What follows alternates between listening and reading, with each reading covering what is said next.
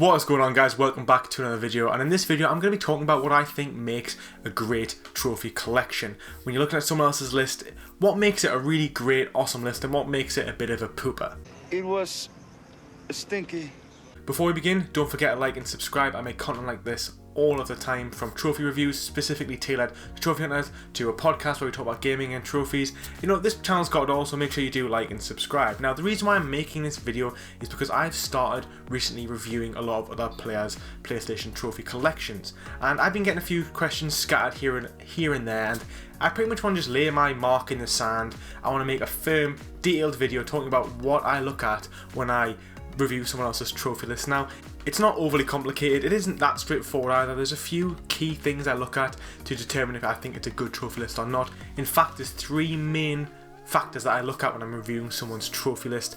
Each of them, we're going to start from least important to most important, because although there is three factors, one of them is considerably the most important in my opinion. So that's what we're going to do in this video. We're going to talk about the three most important factors when looking at someone else's trophy list, and then we're also going to look at a few honourable mentions, things that I think actually are positive or can actually have a negative effect on someone's trophy list. So if you're a new trophy hunter, you just started, this video will give you a bit of detail on how to make a great trophy list. Now, it's worth saying, you just do you. If you like playing easy games, just play easy games. If you like playing Telltale games, then there's no shame in that. You know, you just do what you enjoy.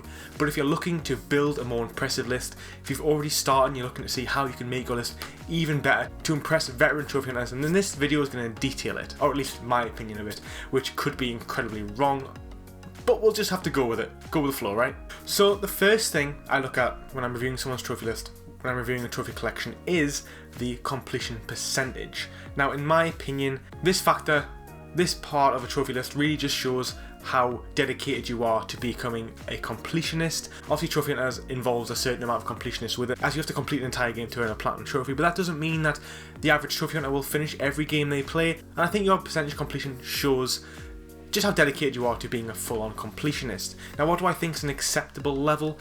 Personally, I think anything above 80% is pretty impressive. 90% is really honing in on that true completionist percentage, completion level. Now, it's worth saying you can have a high completion percentage by just playing easy Radaleka games.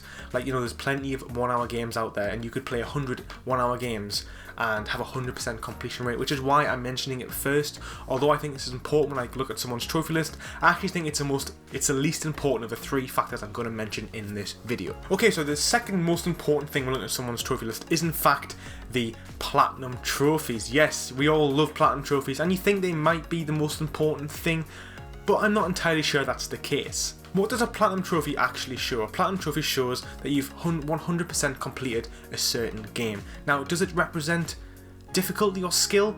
I don't think so. Some games can be incredibly easy, even games that maybe require a bit of time, such as Ghost of Tsushima. Ghost of Tsushima's platinum trophy is actually only a 50% rarity on PSN profiles. That trophy, in fact, is more common than the trophy for finishing the entire story on Red Dead Redemption 2. Yes, the platinum trophy for Red Dead 2 is very rare. We're not talking about that. We're just talking about the gold trophy for finishing the main story. So there you can understand. People love Ghost of Tsushima so much they've actually managed to earn the entire platinum, but it also shows just how easy the platinum trophy is for Ghost of Tsushima. So this can be my issue with just looking at someone's platinum trophies and completion percentage, because although they can have a high amount of platinum trophies and a high amount of completion percentage, it doesn't necessarily show any sort of skill. It shows that you have had some dedication to the cause of being a trophy hunter, but without this first main factor, I think platinum trophies actually can be slightly devalued. You know, there's so many easy platinum trophy games out there now. Guys, this isn't even an understatement. I think now there is so many easy platinum trophies out there. If you really want to, if you quit your job, you dedicated your entire life to platinum trophies, just an entire year, you could probably earn between 800 and 1,000 platinum trophies in 1 year just by playing easy games. So that's why platinum trophies by itself doesn't always represent a great list, because if I see a lot of easy games, which, you know, we all play, I play a lot of easy grubby games, but I'm just saying that those two, the amount of platinums and the completion percentage alone, doesn't represent a great trophy list. It could maybe represent a good trophy list, but this final factor is what I think really hones in on a great trophy list, and that is the ultra rare trophies. Now, if you've watched any of my trophy list reviews, you know I always compare ultra trophies, and I always get I make a big deal out of people who have a lot of ultra rare trophies, and that's because unlike a platinum trophy, an ultra rare trophy represents, in my opinion, commitment, dedication, and skill, and that's the thing that looking at someone's platinum trophies doesn't actually represent by itself, because as I've just described, you can have 100, 1,000 easy platinum trophies, whereas you can't have 1,000 easy ultra rare trophies. Now, by ultra rare I mean anything that is rarer than 5% of all players on PSN profiles who have this trophy. You have to sign up to PSN profiles, which means usually, more likely than not, it's only trophy hunters who are actually on PSN profiles. So if you have a low rarity ultra rare trophy, that means that amongst all trophy hunters pretty much in the world, you have only 5% of those or less have that platinum trophy. It's worth mentioning as well that 1% rarity ultra rare trophies are incredibly impressive. If you have one of those, I will be really impressed. Now, these don't have to be platinum trophies, these could be bronze trophies. There's some bronze trophies out there which are less than 1% ultra rare because of how difficult they are. So in my opinion, ultra rare trophies out trump the amount of platinum trophies you've got and your percentage completion rate, because they're just more impressive to have, they're more skill based, and I think in a community which is mainly about numbers and not necessarily about skill, this just highlights that you are a very skilled player. To be honest, ultra rare trophies, one ultra rare trophy is probably as impressive as one platinum trophy. So if you've got 1,000 platinum trophies but you only have 5 ultra rare trophies, compare that to a list which has 20 platinum trophies but 100 ultra rare trophies. I'm probably going to say the one with the more ultra rare trophies is more of an impressive list, because again, it just demonstrates skill.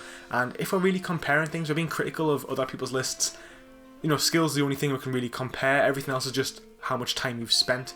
You can have 1,000 platinum trophies and spent 1,000 hours of your life on your trophy collection, but you haven't really exerted any real skill to earn it. Things that are the hardest things to earn are the things that are most rewarding, and I feel like we should reward people who have spent a lot of time on skill-based trophies. Now it's worth mentioning, not all ultra rares are skill-based. Some of them can be from, for example, say a game has a large amount of players and a large amount of those players aren't looking for trophies. That does sometimes bring up or make certain trophies rarer. We have to take that in consideration. What I'm saying in this video is it's a general rule of thumb. Every single trophy list needs to go under scrutiny. Every single trophy has to be examined and compared. But on a whole, I do think ultra rares are the most impressive part of any trophy list. So if you're a new trophy hunter or you're just looking to bolster your collection, my advice to you would be, look at some of your games, try and find a game that, it's difficult and it's got a few ultra rare trophies, and try and earn those ultra rare trophies. Now it's worth mentioning as well, very rare trophies, which are between 5 to 10%, are also impressive to have as well, and a lot of those as well can also represent a great trophy list. So that begs the question, what do I actually think is a great trophy list?